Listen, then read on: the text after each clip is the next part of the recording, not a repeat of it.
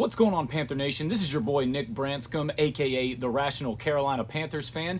And just to give you a brief oversight, I wanted to make this channel because this fan base gets quite emotional a lot of the times. And I understand I get frustrated and everything, especially after the last few years. The last few seasons that we've had have not been great. But I wanted to make this channel for people to come and sort of have a more logical or rational point of view of things that I feel like I can sort of give. So I'm going to start the first video with talking about our favorite person, Mr. David Tepper. So this man has not been a very favorable person over the last few years. He has turned what was a respectable franchise into a franchise that's kind of gone bottom of the barrel, not just for football, but in all of sports, major sports in general. And I wanted to talk a little bit about him and try to rationalize all of the decisions that he's made since he's taken over as owner. Now, let me start off by saying that I'm not a David Tepper fan. I think that he's made some really bad decisions in his time in Carolina, but I don't think that he's made all these bad decisions purposely, or that he's doing it out of ill will or bad intent, or people wanting to say, oh, he's moving the team. So I don't think that's the case. I just think that he is still a fairly new owner in the league and has just made some, I think he's tried to take a lot of shortcuts and to get to success. And it doesn't really work that way. You know, sometimes you got to have a little bit more patience. But let's talk about, kind of all the things he's done since he's been here in Carolina. So he takes over the team in 2018, I believe. And for the first year or so, he didn't really handle much of the football side of things. He was more on the business side. But then late in 2019, he decides to fire Ron Rivera. And at the time, I actually kind of agreed with it. I felt like maybe Ron's time had sort of just came and went. 2019, that was the year with Kyle Allen starting at quarterback. Had like a 5-game win streak there, but then it all kind of started falling apart. Kyle Allen started turning the ball over a lot, and it just, you started to wonder if Ron Rivera just didn't have a good grasp of the locker room anymore. I just felt like it was, I appreciated Ron, everything he did for the organization, but I felt like it was just time for, us to part ways with Ron Rivera. So I didn't necessarily disagree with that decision. But his next decision, his next coaching hire, which was obviously Matt Rule, look, I don't watch college football. I don't know anything about college football, but I do know the track record of college coaches coming into the NFL, and it's not always been the greatest track record. I wasn't really sold on the hire of Matt Rule, but I was like, let's give it a chance and see what happens. And, I kind of went back and looked at a little bit of his history as a college coach, and he was known as like a person that can turn programs around, a person that can, take a team that's not doing so well and turn them into a championship style team. So I was like, let's give this a shot and see what happens. And I don't know, first year was the 2020 season, the COVID year. We had Teddy Bridgewater as the quarterback, also stemming from a decision earlier in the offseason to let go of boy Cam Newton. And I didn't know how I felt about that decision. I mean, Cam had been injured the last couple seasons, but still felt like he had a little bit left in the tank. I kind of understood getting off of Cam, but I still wasn't so sure. And then they signed Teddy Bridgewater to like 3 years, however many millions of dollars it was. Teddy looked like Teddy, throughout the 2020 season. But then after that season, David Tepper decides, I've seen enough of Teddy Bridgewater. Let's move on. And, I wasn't fully sold on Teddy Bridgewater either, but, we kind of knew what he was coming into the starting role here in Carolina. So that's where you started to see where maybe David Tepper's not all that patient with certain, especially like in the QB situation. But as a fan too, sometimes we have this mentality of like, oh, if the quarterback doesn't come in and like be a star right away, then get rid of him. I even kind of felt that way with Teddy Bridgewater to an extent, but I kind of knew, what I was getting with Teddy Bridgewater in the first place. So then the next season we get Sam Darnold. This is the 2021 season. I was okay with the move of acquiring Sam Darnold, and started out great, started out 3-0, but then in that third game, I believe it was a Thursday night game against the Houston Texans, CMC went out, and then it all kind of started to fall apart for Sam Darnold. I feel like Sam Darnold is a good quarterback. I do feel like he kind of needs to have, a lot of star pieces around him to be successful. Look what he's doing. Look at what he's doing in Minnesota right now. But he's got Justin Jefferson. Once CMC went out in that season, Sam started to kind of fall apart. He didn't have a great offensive line either. But I actually, like, midway through the season, I was kind of already checked out of Sam Darnold at that point. I was like, okay, I've seen enough of this guy. So that's where my non-patience was coming in. Then, of course, that was the season where we brought Cam Newton back for, some games, and started off exciting, but, Cam, his arm was kind of shot at that point, so that kind of started to fall apart after a few games too. And then I think we saw Sam Darnold again, and all that. So you could kind of see that at this point, David Tepper is just constantly on the pursuit for a quarterback, which really, I guess in today's NFL, you need like your Patrick Mahomes and your Joe Burrows and your Josh Allens and stuff like that to be successful. But while they were doing that, I don't know that Carolina was necessarily building the roster up the right way either.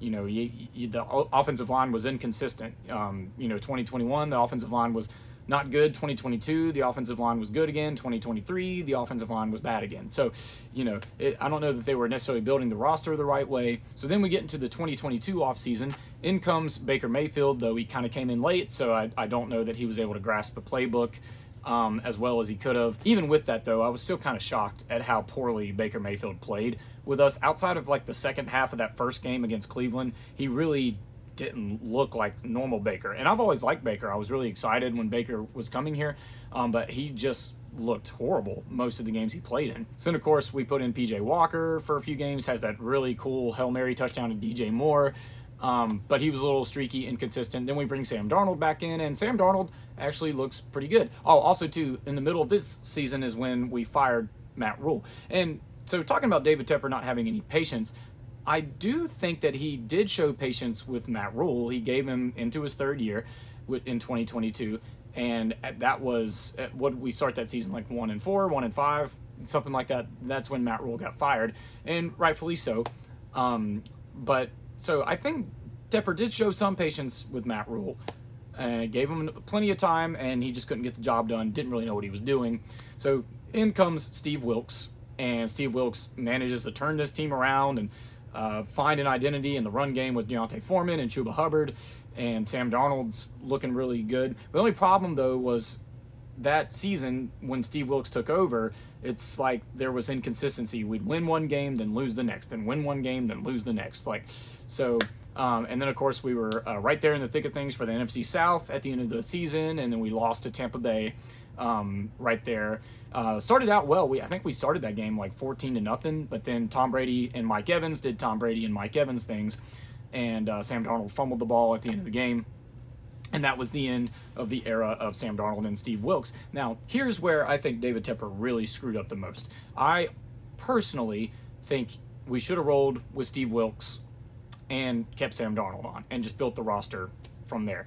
But like I said earlier, that constant pursuit of that quarterback, David Tepper and Scott Fitterer saw an opportunity to go out and trade up to get the number one pick in the draft for 2023, and that's what they did. So ended up hiring Frank Reich, which that was a hire that I was not a fan of at all from the start. I just felt that Frank Reich was already gotten fired the previous year from a different organization in the Indianapolis Colts. And I just kind of felt like this game's sort of passed Frank Reich by. The game's moving a little bit faster than his coaching abilities. So I wasn't a huge fan of that hire, but I was going to see it through, So then we get to the 2023 draft. Obviously, everybody knows what happened. We traded a bunch of picks and DJ Moore, which I also was not a fan of, to the Bears to get the number one pick in the 2023 draft.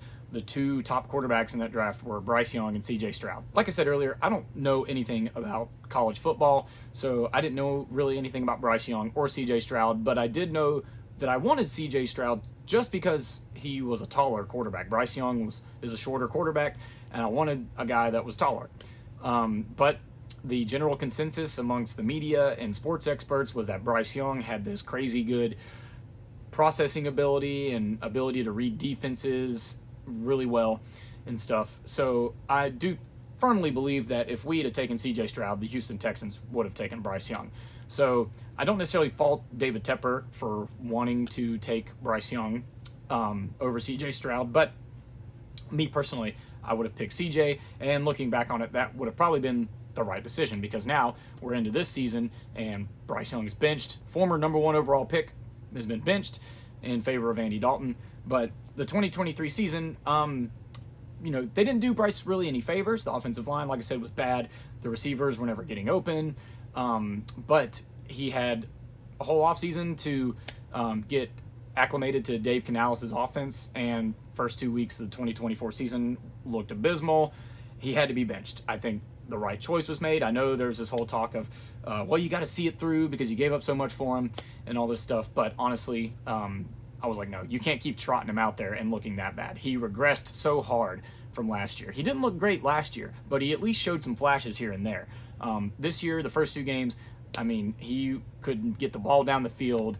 He was holding on to the ball too long, taking unnecessary sacks. Offensive line has been good this year. And then, of course, we put Andy Dalton in, and there's this whole talk of, was that Dave Canales' decision? Was that David Tepper's decision? I don't think we'll ever really know. But if it was David Tepper's decision, wouldn't that mean that he's thinking a little more rationally now? Because if Bryce Young was his guy, his pick, why would he want to bench Bryce Young even if he's struggling? You would think that he would tell Dave Canales, no, you keep him in there and you develop him, because that's what we brought you in to do, was to develop Bryce Young, even though Dave Canales was really brought in here to win games. He's a head coach. That's what his job is to come in and win games. So talking about all that, David Tepper, like I said, I'm not a fan of him, but I don't necessarily think that, he's just trying to be like this egomaniac and he's trying to tank the team to move them. Any of this stuff. I don't believe that. I just think that, he's tried to cut a lot of corners instead of just kind of building I think he's focused way too hard on trying to find the quarterback. That is an important piece, don't get me wrong.